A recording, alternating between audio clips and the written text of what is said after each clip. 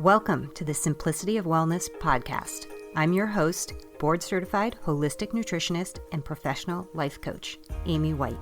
The purpose of this podcast is to share information that you can use to become leaner, stronger, and healthier by losing weight, shedding inches, maintaining muscle, and managing your mind, all while living your normal, busy life in this modern, sugar-filled world.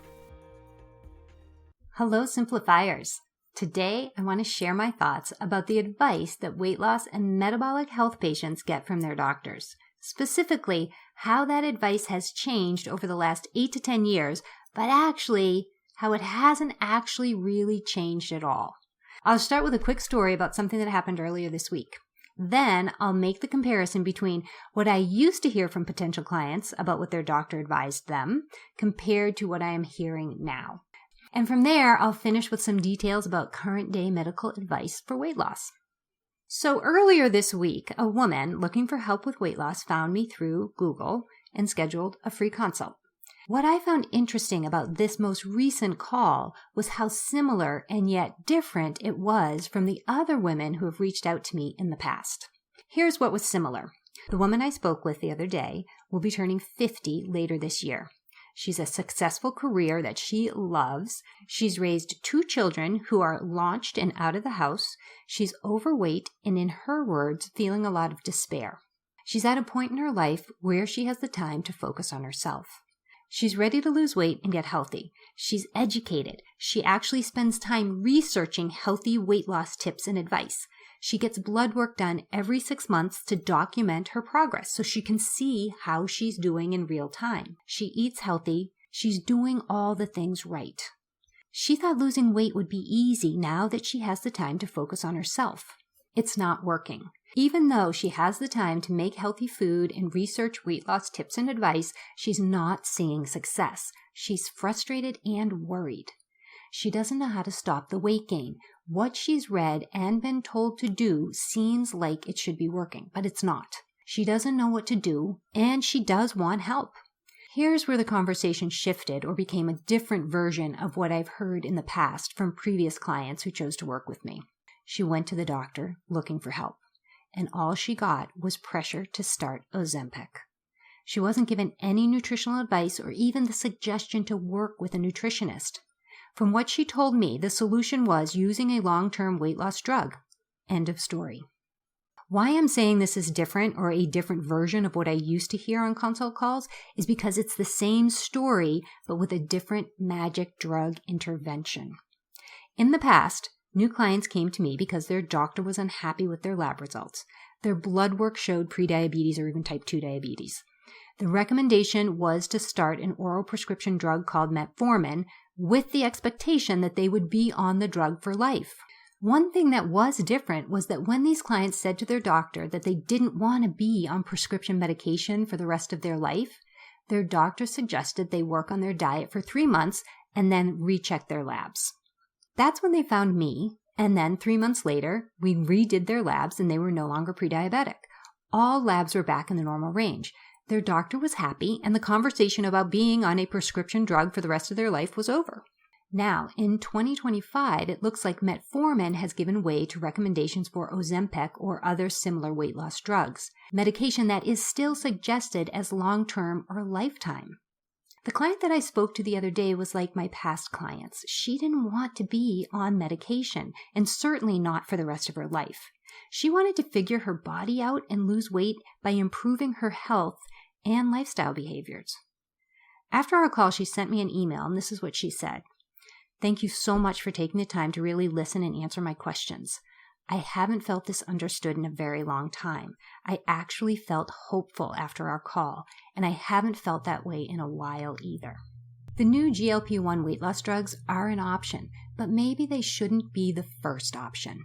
I don't think it's time to give up on a natural approach to healthy long-term weight loss. Let's talk about these modern weight loss drugs a little bit more.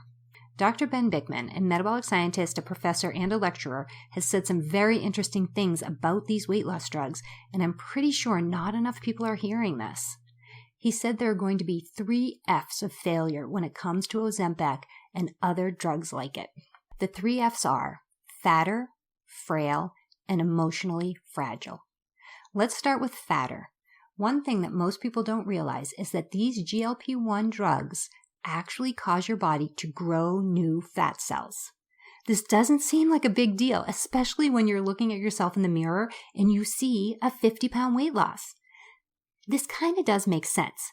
While you're on the weight loss drug, your fat cells are getting smaller. So the addition of new small fat cells isn't noticeable and certainly doesn't seem like a problem. Here's the problem. 70% of GLP-1 weight loss drug users decide to stop the medication within 2 years of when they start. 70% of people are not into taking the medication as intended for life. When these people stop the medication, they get hungry.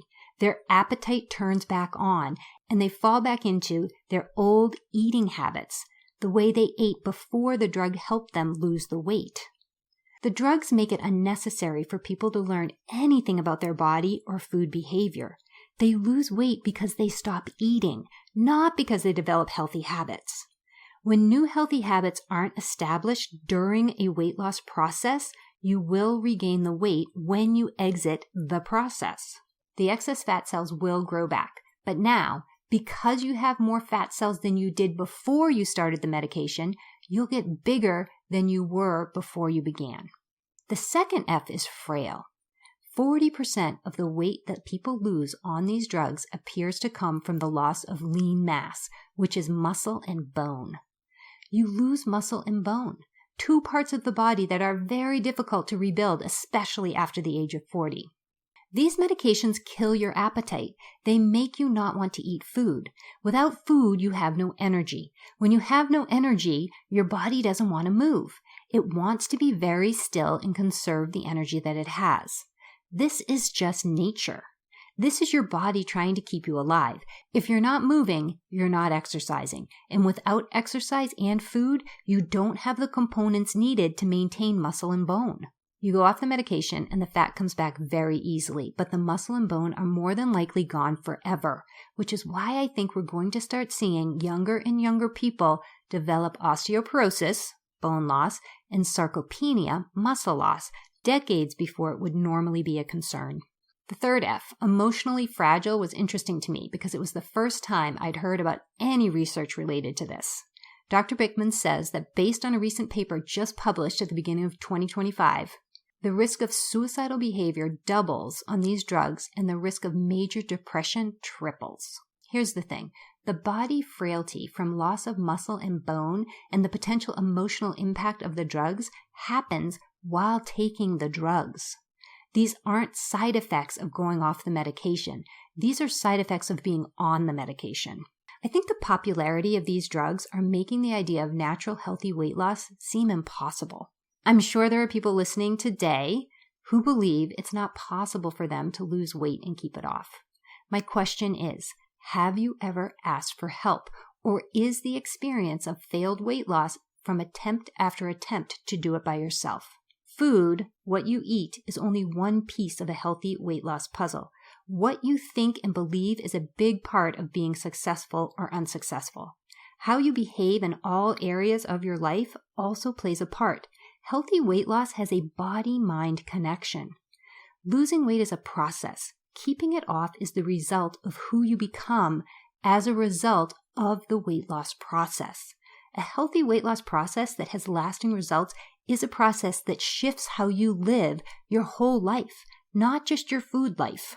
My clients get coaching about what to eat and how to eat, but also about what they're thinking and how the adjustments they're making feel and fit into their life. I want to hear about what feels easy and what feels hard so that the plan can be adjusted and crafted into something that feels good and fits into my client's life. If there's one thing you take away from today's podcast, it's this. You can change your body in a healthy way without having to change or give up all the other things that you love about your life. You don't need drugs. You don't have to suffer with dieting misery. You get to build on the good stuff, the healthy habits that you already have.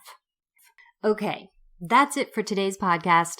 Please message me if you have any comments or there's some questions. I'd be happy to get back to you. I'll be back in the next episode.